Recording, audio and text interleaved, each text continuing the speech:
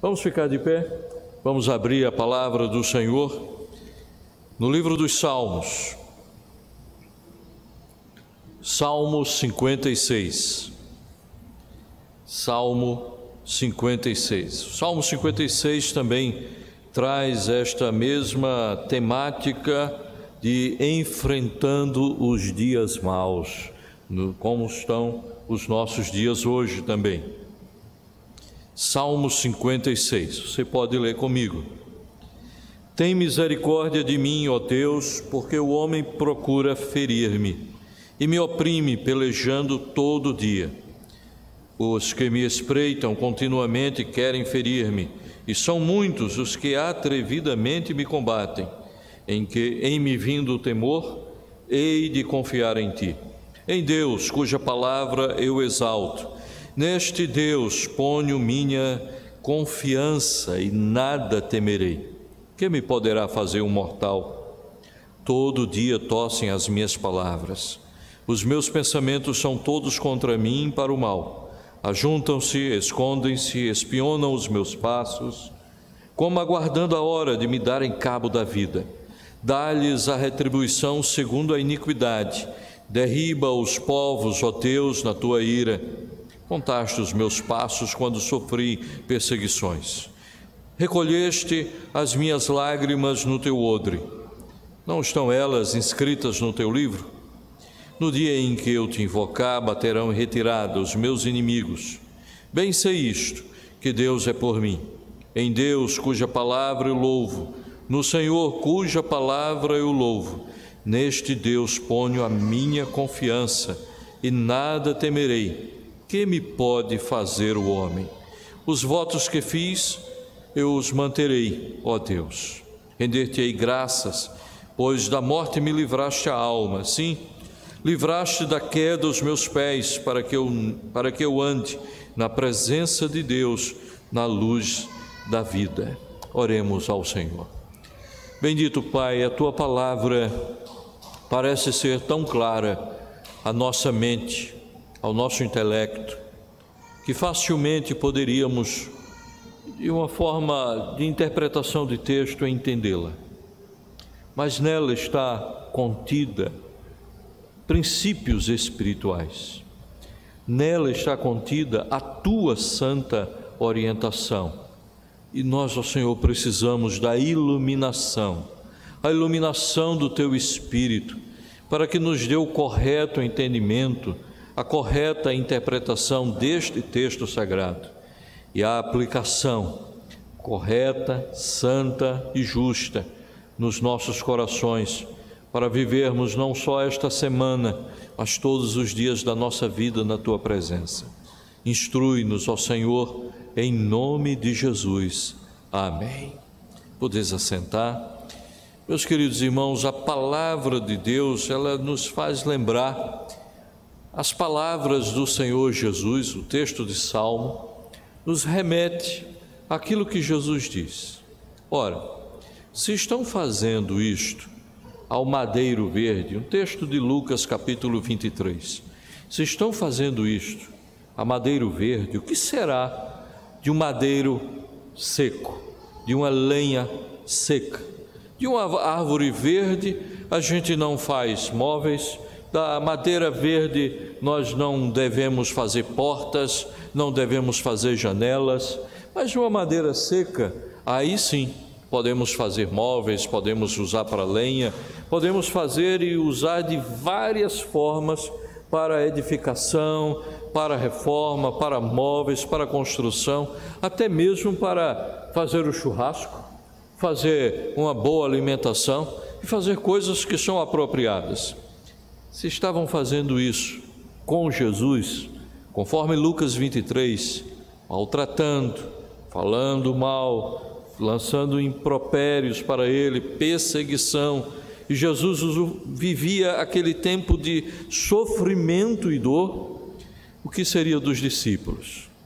Ou como poderíamos dizer hoje, o que será de nós se fizeram o que fizeram com Jesus e Ele padeceu todo aquele sofrimento? Quantos sofrimentos nós não podemos participar nestes dias?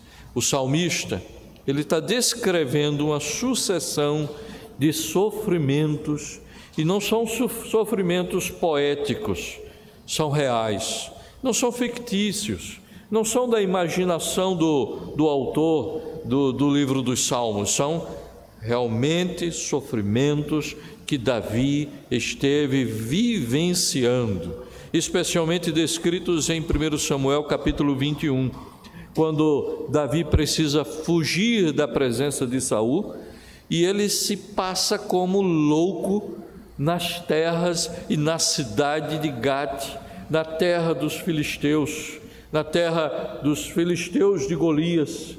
Então ele sai do meio da sua parentela. Versículos posteriores, ele vai enviar, depois de 1 Samuel 21, ele vai enviar ainda o seu pai a Moabe, para viver entre os moabitas, de forma que a sua família esteja protegida, porque a perseguição era tenaz, era muito forte, era violenta, e ele estava vivendo tempos de dificuldades insuportáveis. Eclesiastes diz que a pressão demais, a perseguição demais, enlouquece até o sábio, mas Davi não estava louco totalmente, ele estava se disfarçando de louco, ficou com os cabelos desgrenhados, assanhados, babava, ficava entre as pessoas agindo como louco. E o rei de Gate disse: eu já não tenho loucos suficientes na minha corte, eu já não tenho malucos suficientes aqui ao meu redor, e vocês ainda me trazem este. Essa era a situação de Davi, quando ele escreve e registra esse salmo, fugindo de Saul, se refugiando entre os inimigos, se fazendo de louco, posteriormente tendo que levar os seus pais para uma terra de Moabe, para se protegerem lá. E essa não vai ser a única, não a primeira, e não é a última, nem é a primeira perseguição que Davi vai usufruir.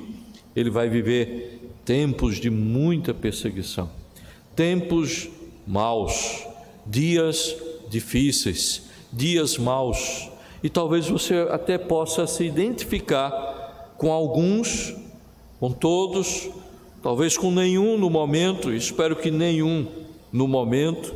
Mas se você puder ler comigo o texto sagrado novamente, a gente vai conseguir identificar pelo menos 10 relatos, 10 palavras que mostram o sofrimento de Davi. Versículo 1: tem misericórdia de mim, ó Deus, porque o homem procura ferir-me. O ferir no contexto de Davi o homem procura matar-me. Ferida mortal, ferida de morte, ferida sem esperança de cura. Então ele diz: Senhor, o homem procura ferir-me. E há casos na nossa vida que a gente nem sabe que está sendo odiado, e com desejo de alguém deseja a nossa própria morte. Mas às vezes isso está acontecendo na nossa vida. Não somos os primeiros. Os discípulos tiveram, pelos seus perseguidores, o desejo sincero de querer matar cada um deles. E de fato, de todos os apóstolos, somente João envelhece, somente João vai viver a terceira idade. Todos os outros apóstolos morreram. E esse era o sentimento que Davi tinha: estão querendo me matar. Se a gente olhar para a história de Davi, não é nesse instante que Saul deseja a morte de Davi.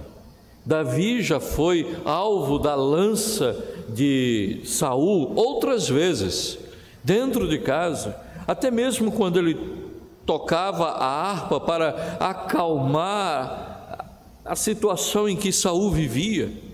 Então Saul pega a lança e joga contra Davi, a lança bate na parede, ele escapa por causa da agilidade, mas há sempre alguém querendo matá-lo. E ele diz: O homem procura ferir-me. Segundo problema, segundo sofrimento, e me oprime pelejando todos os dias uma pressão que nos deixa tristes, uma pressão que nos faz chorar, uma pressão que a gente pergunta, mas por quê? Por que esta pessoa está fazendo isso comigo? Eu não fiz nada, não falei mal dela, não levantei a mão contra ela, não denegri a imagem dela, mas ela está sempre oprimindo com palavras, oprimindo com atitudes, e era essa a situação de Davi. Uma terceira expressão, no versículo 2: os que me espreitam continuamente querem ferir-me. É um sofrimento muito grande para Davi, não só o desejo dos outros quererem matá-lo, mas a expectativa de espreitam continuamente com o desejo de me matar. Uns querem me matar, outros me observam, esperando o momento e o desejo de coração de me destruir. Versículo ainda 2, o segundo versículo: e são muitos os que atrevidamente me combatem. E o ser atrevido é quando a gente se opõe àquele que é mais forte do que a gente. Lembremos que Davi, ele já tinha sido nomeado por Deus na presença de Samuel como aquele que seria o rei de Israel. Saul não aceitava isso. Jonatas já tinha consciência de que Davi seria o rei de Israel, e ele diz: olha, meu amigo Davi, quando você estiver com a coroa, quando você estiver no trono, não esqueça da minha família, tenha misericórdia deles. Mas os outros, por vez, eles estão atrevidamente desejosos de matá-lo, de enfrentá-lo. É como se a gente dissesse: você tem o atrevimento de entrar nesse local, você não é digno. Como é que você vai tocar no ungido de Deus? Como você vai se levantar contra aquele que Deus ama? Então esse era o sentimento de que Davi tinha. Eles estão atrevidos. Eu sei quem eu sou, mas eu não mexo uma palha. Eu poderia ter matado Saul. E de fato a história revela mais de 2 vezes quando Davi poderia ter executado Saul e não faz, porque ele mesmo não é atrevido, mas ele se põe no seu lugar e o respeita.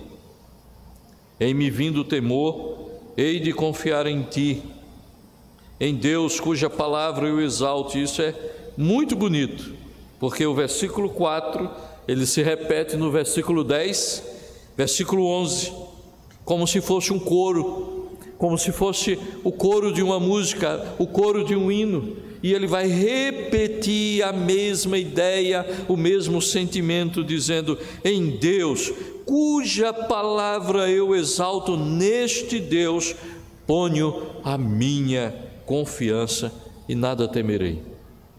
Às vezes a gente não consegue lembrar de um hino todo, mas o coro, o refrão de uma música, ela fica ecoando na nossa mente, e muitas vezes é isso que nos consola.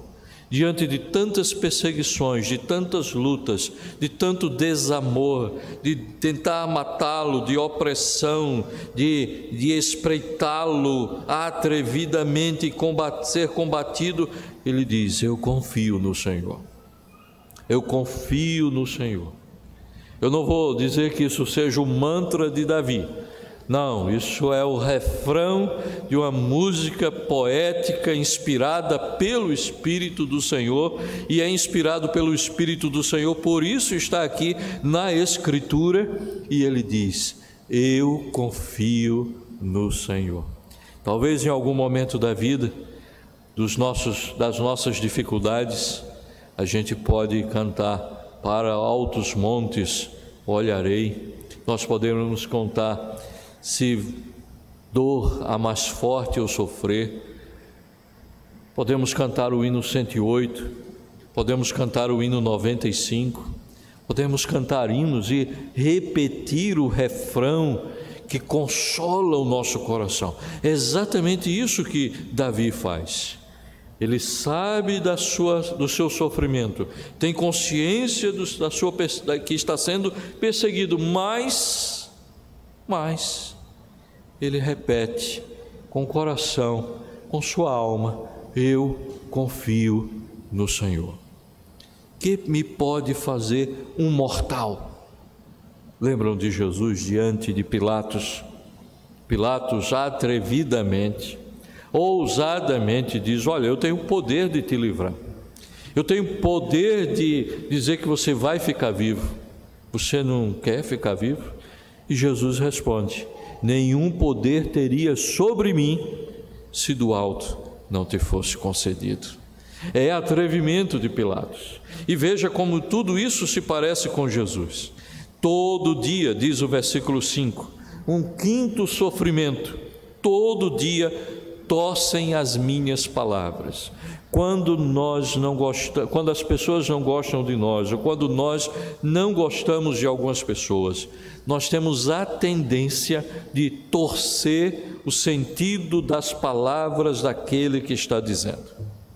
Quando nós gostamos, quando nós amamos, não, ele disse isso, mas não foi a intenção dele. Então a gente consegue dar uma conotação suave, uma conotação agradável.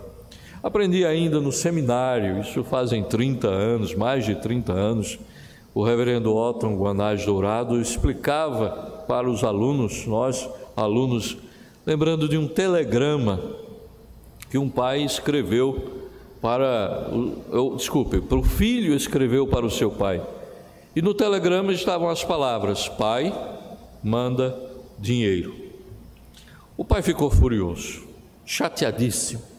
Chegou para a mãe e disse: a gente cria um filho, sustenta, alimenta, manda para ele receber uma boa educação, e o telegrama que ele manda é esse: pai, manda dinheiro. A mãe amorosamente pegou o mesmo telegrama e disse: deixa eu ver se é isso mesmo que está escrito. Pegou o telegrama e leu: pai, manda dinheiro.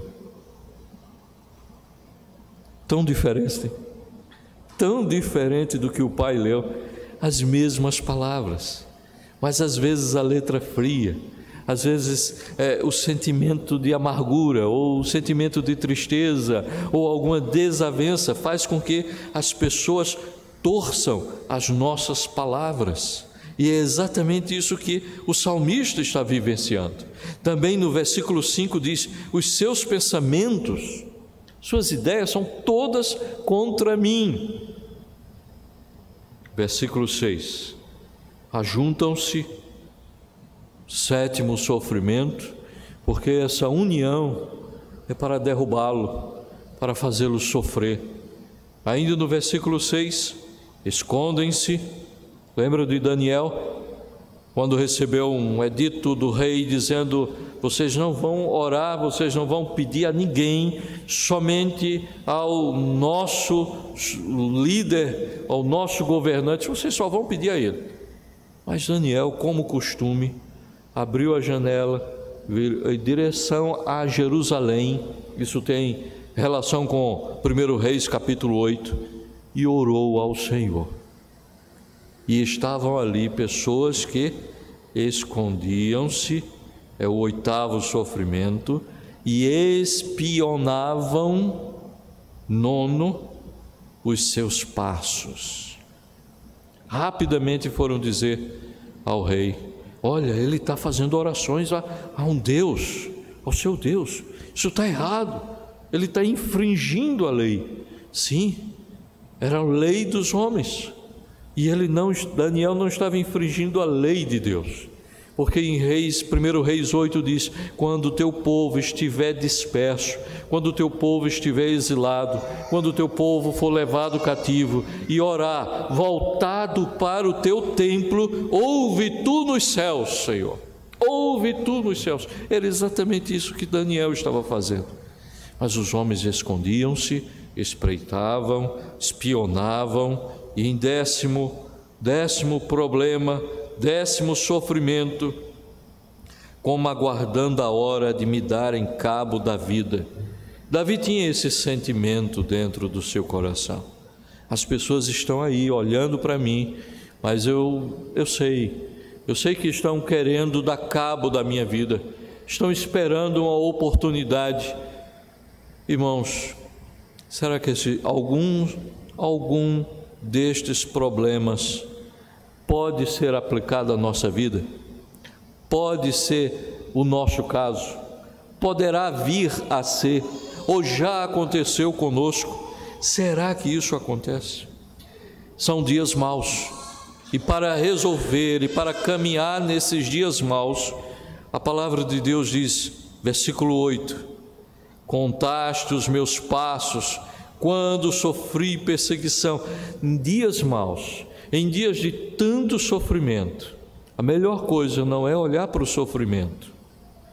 A melhor certeza para o nosso coração é olhar para o que Deus faz. Porque até o versículo 6, 7, ele está dizendo, olha, o que o homem está tentando fazer na minha vida, o que o homem está produzindo na minha vida, o que as pessoas estão querendo fazer comigo. Olha, Deus, como eu estou sofrendo, Deus. Mas agora no versículo 8, ele olha e diz o que Deus está fazendo. E é aí que é a solução, é a paz do coração de Davi. Contaste os meus passos quando sofri perseguições. Fugiu para a caverna de Adulão, certo?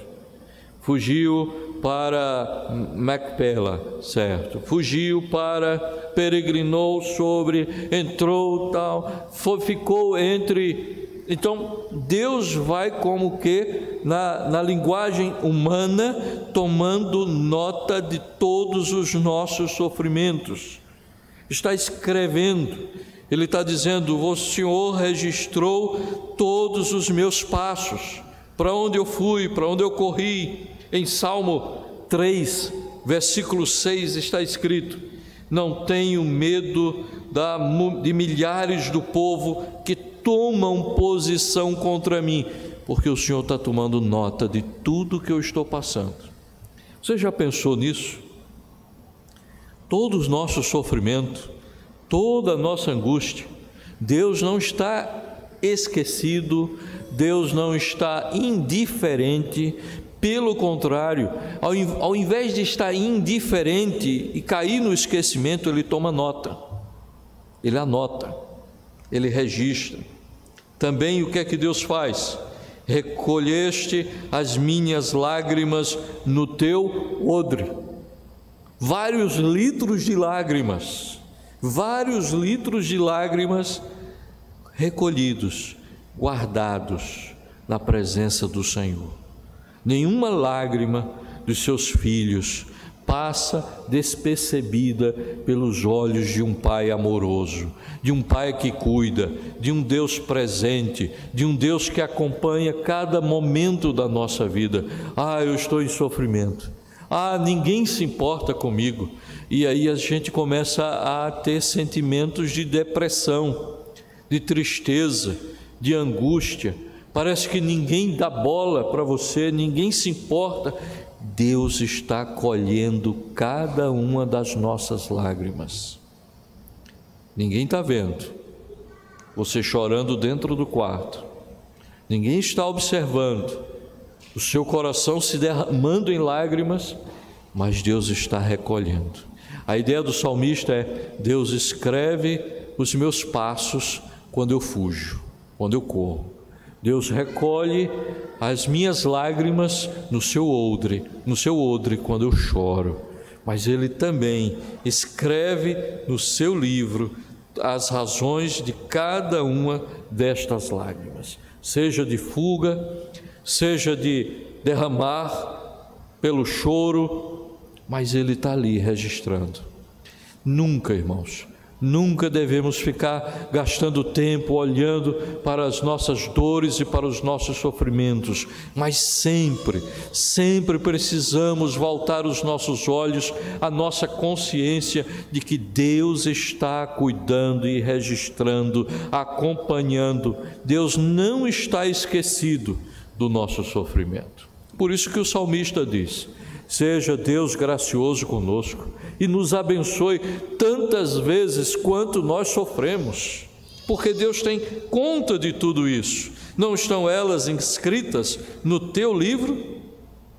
Olhe para Deus nos momentos de dor, nos momentos de angústia, nos momentos de tristeza, mas olhe para Ele consciente de que Ele cuida de você. Ele não está indiferente, Ele está lhe acompanhando.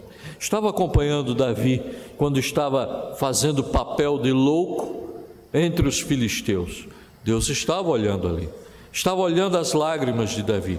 Versículo 9: no dia em que eu te invocar, baterão em retirada os meus inimigos. Bem sei isto, e aí eu grifo, que Deus é por mim. Às vezes nós não temos coragem de dizer: Deus é por mim, porque nós não temos ainda a consciência do que Deus está fazendo por nós e de como nós somos a menina dos olhos de Deus, uma expressão usada para Israel, mas a igreja é o Israel de Deus. A igreja não começa simplesmente no Pentecostes. A igreja, como diz a nossa confissão de fé, ela surge antes da nossa existência. Antes de termos feito bem ou mal, Ele nos escolhe, Ele nos ama, Ele nos protege, Ele nos livra. Então, com certeza, Deus está nos sustentando. E nós somos a igreja, nós somos a menina dos olhos de Deus. Sabe o que isso significa? Deus vai cuidar de você. Ah, mas eu sei que tem crente que está sofrendo. Sim, tem. Davi era um homem que estava em sofrimento, mas isso não é para sempre. Isso não será constante. E se chegarmos ao final da vida de Davi, veja que consolo, que coisa tão magnífica. Davi entrando em Jerusalém, Davi reunindo os seus tesouros, Davi planejando construir o templo, Davi pondo em prática tudo aquilo que Deus estava colocando dentro do seu coração e permitindo que Deus fizesse. Deus é comigo. Primeiro, olhe para Deus, mas olhe para Ele como um Deus amoroso, um Deus que está contando os seus passos, colhendo e guardando as suas lágrimas, e não é indiferente ao nosso sofrimento em dias maus. Deus está conosco.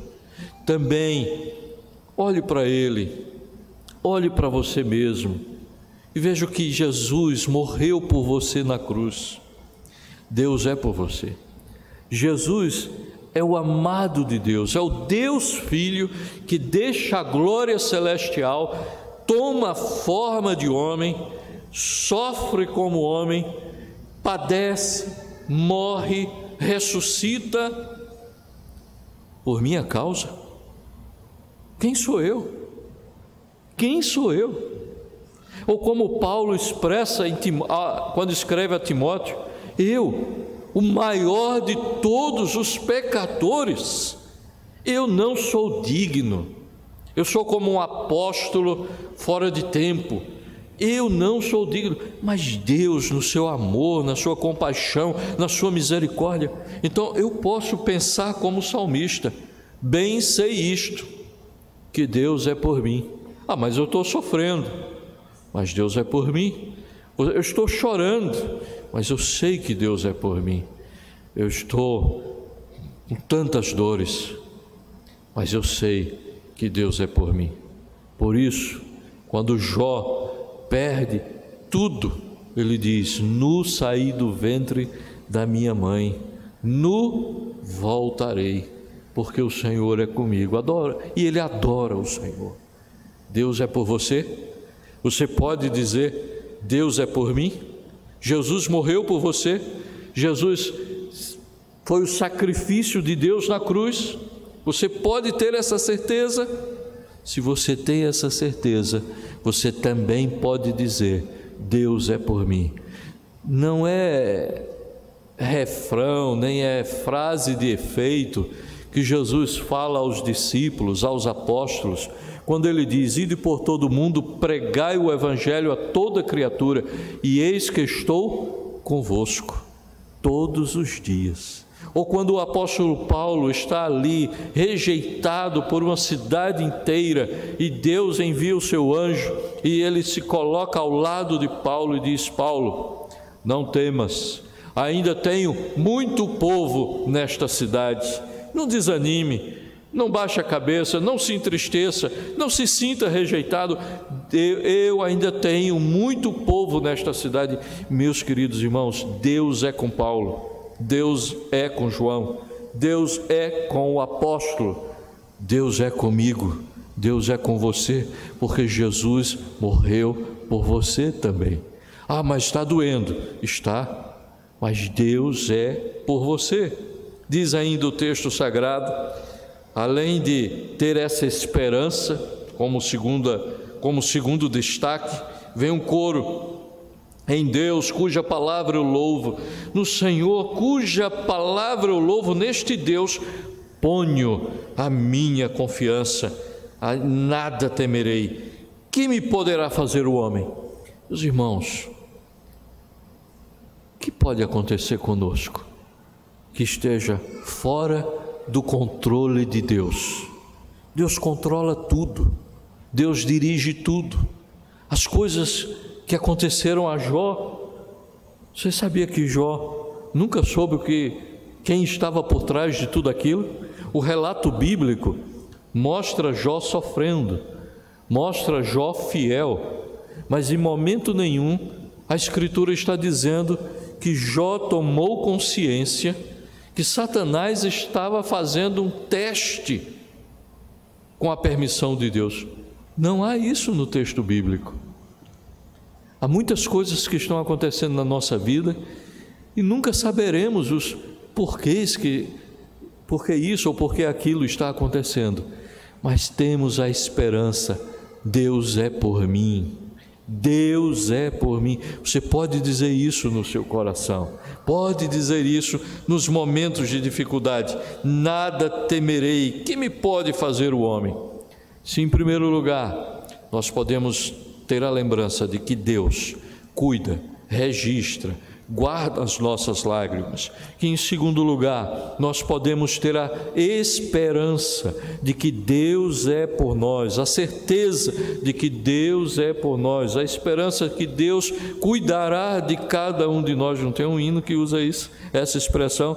Não desanimes, Deus proverá, Deus cuidará de ti. Então está tudo de acordo com a nossa teologia, está exatamente como os princípios de fé da nossa igreja, dos símbolos de fé da nossa igreja. Mas uma coisa é certa: eu preciso dizer aos meus ouvidos de forma clara: Deus é por mim, para que ninguém ponha outras ideias na nossa mente. Por fim, os votos que fiz eu os manterei, ó Deus. Lembra do Salmo 116? Salmo 116 diz: que darei eu ao Senhor por todos os benefícios para comigo? Cumprirei os meus votos ao Senhor.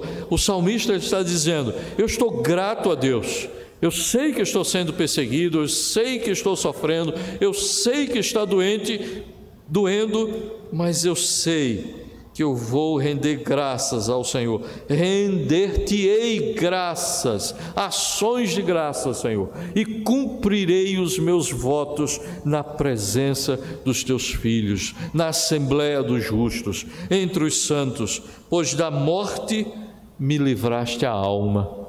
Os homens queriam feri-lo, mas Deus livrou a sua alma da morte. E nós podemos pensar nisso em dois sentidos: o destino eterno da vida, da morte, do pós-vida nesta terra, e a certeza de que Deus está cuidando de cada um de nós. Obrigado, Senhor. Eu vou te dar graças. Eu vou fazer um culto em ações de graças. Então, no meio do sofrimento, no meio da dor, não foque nas tristezas. Olhe para o autor e consumador da sua fé, Jesus Cristo. Olhe para Ele. Ele passou todo esse sofrimento e muito mais. Os escribas e os fariseus espreitavam Jesus. Havia um homem que tinha uma enfermidade e as pessoas estavam ali. E aí? Ele vai curar ou não vai curar no sábado? Se ele curar no sábado, ele vai ser condenado. E eles estavam ali na espreita. Pilatos dizia que podia matá-lo ou deixá-lo vivo. Jesus dizia uma coisa e as pessoas distorciam. Jesus disse: destrua este templo e 3 dias o reconstruirei. Eles torceram as palavras de Jesus, não conseguiam ter a dimensão espiritual do que Jesus dizia e tentaram matar Jesus por conta disso. Meus irmãos, que Davi passou, Jesus encarnou e sofreu cada um destes sofrimentos. E poderíamos gastar mais tempo nomeando e fazendo um paralelo, citando cada um dos sofrimentos que Jesus teve. Nós também não seremos diferentes. Nós vamos sofrer também neste mundo. No mundo tereis aflições, disse o Senhor Jesus, mas tem de bom ânimo. Jesus está dizendo isso para que a gente lembre também do salmista. Ele está contando os seus passos, ele está recolhendo as suas lágrimas, ele está escrevendo no seu livro todo o seu sofrimento. Não desanime. Primeiro, olhe para Deus. Segundo, tenha fé, a esperança. Deus é por mim. Ah, mas e se eu morrer? Deus é por mim. E se eu viver? Deus é por mim. E seja grato. Foque. Quando passar esse sofrimento, o que é que eu vou fazer? Você já pensou? Quando passar essa pandemia, o que nós vamos fazer? Não vai ser um grande culto em ações de graças? Não vai ser uma reunião alegre, festiva, dizendo: Senhor, muito obrigado, para que a glória não seja da ciência, mas seja de Deus, para que a glória não seja do homem, mas que seja de Deus, e que Deus, a gente possa dizer: sim, é Deus que está cuidando de nós. Mas pastor, algumas pessoas, alguns crentes estão com Covid. Sim, estão. Outros poderão ficar, eu poderei ficar, mas Deus está com eles, ao lado da sua cama, juntando as suas lágrimas, contando o seu sofrimento, registrando os seus passos. E esses que estão com Deus e que dizem: Deus é por mim, são os mesmos que estão dizendo: vou dar o meu culto em ações de graças, vou oferecer ações de graças, e o que eu prometi, se eu escapar dessa, não tem essa expressão, a gente não tem, se eu escapar desta, eu prometo que eu vou fazer, o que eu prometi, cumprirei. Sim, livraste da queda dos meus pés, para que eu ande na presença de Deus, na luz da vida. Paulo teve um discípulo muito querido chamado Timóteo. E João teve um discípulo também muito querido chamado Policarpo, entre outros. Policarpo, como Timóteo, não escreveram textos que ficaram inspirados para nós. Mas Policarpo tem uma história de sofrimento e luta. Quando ele já na terceira idade, já perto dos seus 90 anos, fugindo dos soldados, se escondendo já em outros lugares, quando foi pego e levado ao governador romano, e o governador romano olhou para ele e disse: olha, você sabia que eu tenho feras e que tenho fogo? Eu posso lançar você às feras, ou posso destinar seu corpo ao fogo, você morrer queimado. Policarpo respondeu para o governador romano: eu conheço um fogo que você não conhece.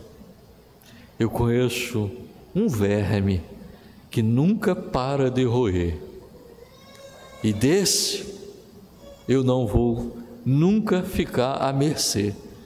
Eu não temo o seu fogo, eu não temo as suas feras. Lembrando das palavras de Jesus: temei antes aquele que pode lançar no fogo tanto o corpo como a alma.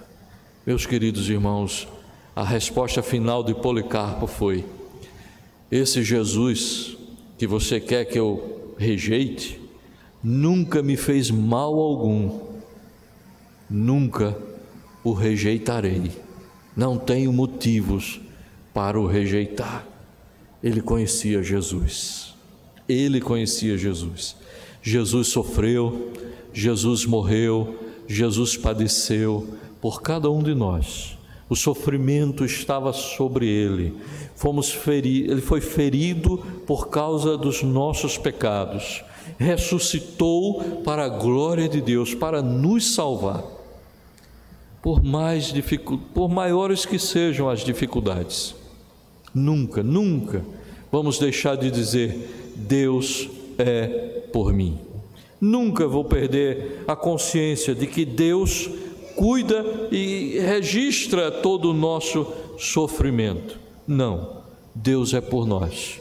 Que preparemos o nosso coração para oferecer ações de graças todos os dias e dizer: Senhor, muito obrigado. Ou dizer, como diz o texto de Samuel, 1 Samuel 7, até aqui nos ajudou o Senhor. Ebenezer, até aqui nos ajudou o Senhor. Que Deus console, que Deus pegue a sua palavra e aplique ao seu coração.